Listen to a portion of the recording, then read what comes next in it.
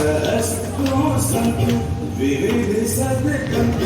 सगुण साकार जगत माधुरी जगत कर आगे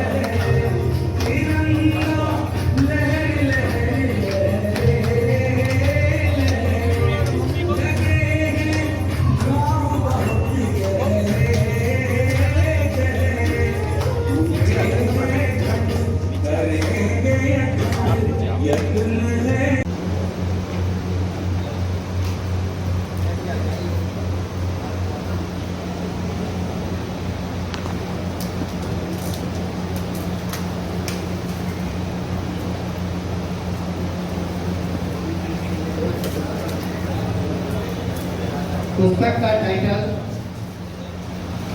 हम सभी के बीच विमोचन के पश्चात मेरी कोशिश मेरे शब्द नवारंभ। तो जैसी हमारी कोशिश है जो हमने अनुभव किया उसके इस कोशिश को शब्दों में पिरोते हुए यह किताब लिखी गई है और जिसके लेखक हैं अभिषेक श्रीवास्तव जी। हम सब जोरदार तालियों से इस पुस्तक विमोचन का यह रचना जो अनुभूति आधारित है, जो समाज में देखा, जो समाज में महसूस किया, अनुभव किया, उसको अपने शब्दों में लाते हुए हमारे बीच यह पुस्तक मेरी कोशिश मेरे शब्द, जो ये समाज को इस दृष्टि से देखता है कि कैसे प्रबुद्ध जन अभिषेक पर प्रेम करने वाले, उसके व्यक्तित्व को जिन्होंने निकट से देखा है, उसकी कर्मठता को, उसके संघर्ष करने की क्षमता को जिन्होंने निकट से देखा है, ऐसे उसके प्रिय आप्तजन एवं उपस्थित सम्माननीय बंधुवर आदरणीय मातृशत काव्य शास्त्र विनोदेन कालो गच्छति धीमता, ये अपने यहाँ कहा गया है, सुभाषितों का भंडार है भारत।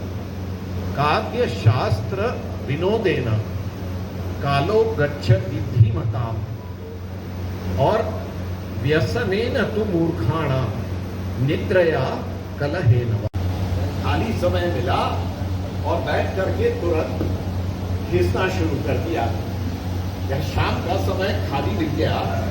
तो दोस्तों के साथ जाम छलकाने में लग गए और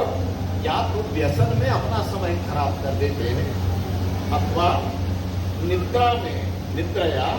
कलहेनवा, या तो सो जाते हैं और सोते सोते समय निकाल देते हैं, और या फिर कलह, यहाँ भी कलह शब्द का प्रयोग एक व्यापक दृष्टि से किया गया और जिसको हम लोग गॉसिप के रूप में देखते हैं। तो चार यार बैठ गए चाय पीने के लिए या पान की दुकान पे खड़े हो गए और शहर में अनेक प्रकार की क्या चर्चाएं कर रही हैं। आजकल फलाने का सितारा हर्ष में चल रहा है या आजकल फलाने का किसी युवती के साथ प्रसंग चल रहा है। तो इस प्रकार के गॉसिप और अनुपयोगी ऐसी वस्तुओं का इस समय का दुरुपयोग ही होता है और इसलिए हमारे सुभाषितकार बड़ी गंभीरता से कहते हैं कि जो बुद्धिमान व्यक्ति है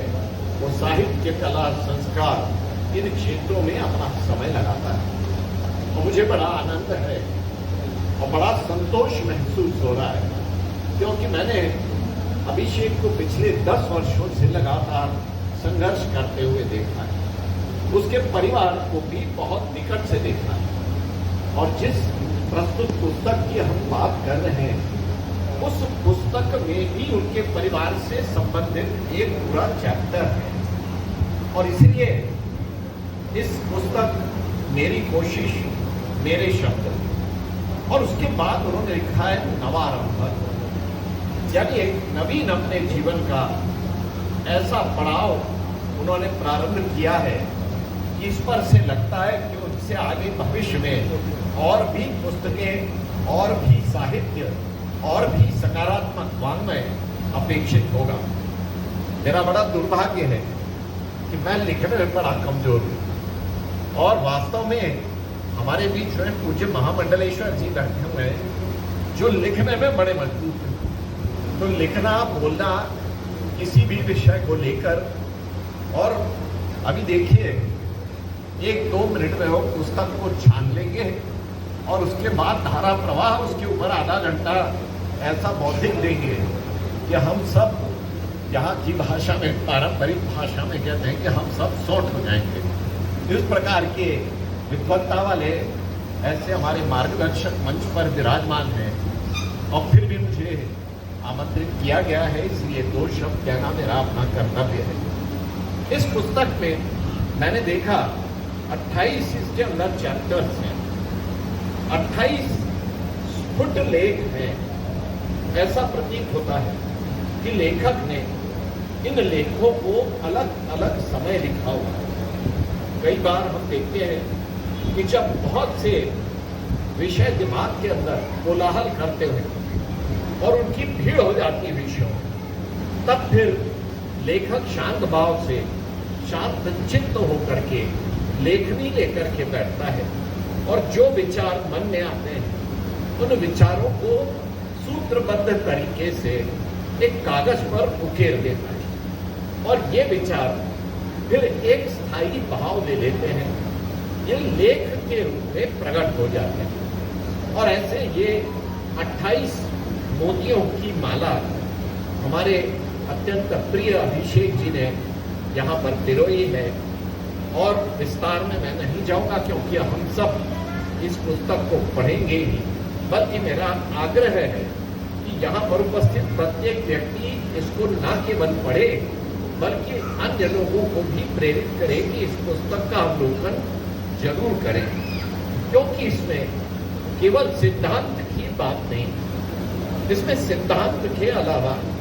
उसका व्यावहारिक दृष्टिकोण भी बड़ी गंभीरता से और बड़े सूक्ष्म रूप से विचार करके लिखा गया है। जैसे मुझे इसके कुछ 2-3 पंक्तियां मैं आपको केवल एक नमूने के तौर पे पढ़ के सुनाऊंगा कि जिसमें कितना सुंदर संदेश हमारे लेखक ने छुपा के रखा है। जिस तरह प्रकृति मनुष्य को गलती करने पर सजा देती है और साथ में शिक्षा भी देती है, तो देखिए प्रकृति आज हमारे कोई भी शिक्षक इस दुनिया में अपने शिष्य को अगर सजा देते हैं तो गलती पर ही देते हैं। हम जाने अनजाने कोई गलती कर बैठते हैं, प्रकृति एक शिक्षक के समान हमें सजा देती है, पर उस सजा के पीछे भी प्रकृति का भाव ये रहता है कि इसके माध्यम से उस व्यक्ति के जीवन में कुछ सकारात्मक परिणाम हो, और गलती सुधारने का मौका भी देती है और साथ कभी नहीं छोड़ती। तो देखिए कितनी मुद्दे की बात, और कितने संक्षेप में एक लाइन में उन्होंने कह दी कि प्रकृति जो हमारी माता है, उस प्रकृति को हम यदि उसके साथ छेड़खानी करते हैं, उसके साथ किसी प्रकार की कोई गलती करते हैं, तो फिर वो सजा भी देती है और उसके साथ ही साथ उस सजा के उस गलती को सुधारने का मौका भी देती है। अब ये जो है, ये जो जिस लेख में पंक्तियां आई हुई हैं, उस लेख का शीर्षक है मित्र से मुलाकात। और यहाँ पर लेखक ने मित्र किसे कहा, तो हमारे शास्त्र कहते हैं मन एव मनुष्याणां कारणम बंध मोक्षयो, यानी बंधन और मोक्ष दोनों का कारण हमारा मन है। पर जब मनुष्य का हम डिसेक्शन करते हैं तो हमें मन तो कहीं मिलता नहीं। हम खोपड़ी को खोल के देख लें तो ब्रेन मिल जाएगा, उसके अंदर अन्य प्रकार के स्ट्रक्चर्स मिल जाते हैं जो हम लोग बहुत अच्छे से जानते हैं, परंतु मन नाम का कोई विषय वहां दिखाई नहीं पड़ता। परंतु हमारे यहाँ मन को एक अविभाज्य घटक हमारे अंतःकरण का माना गया है, और इसलिए मन जिस शरीर में रहता है उस शरीर को मित्र माना गया है। और बहुत अच्छी बात लेखक ने कही है कि हमें अपने मित्र से मुलाकात करना चाहिए। देखिए, हमारे जो भौतिक मित्र हैं वो तो हमको समय समय पर मिल जाते हैं, चाय की दुकान पे मिल जाते हैं, कपड़े लगाने के लिए एक साथ आ जाते हैं, परंतु हम अपने आप से कितनी बार मिलते हैं। बहुत मार्मिक विषय यहाँ पर आपने स्पर्श किया है कि हम अपने शरीर को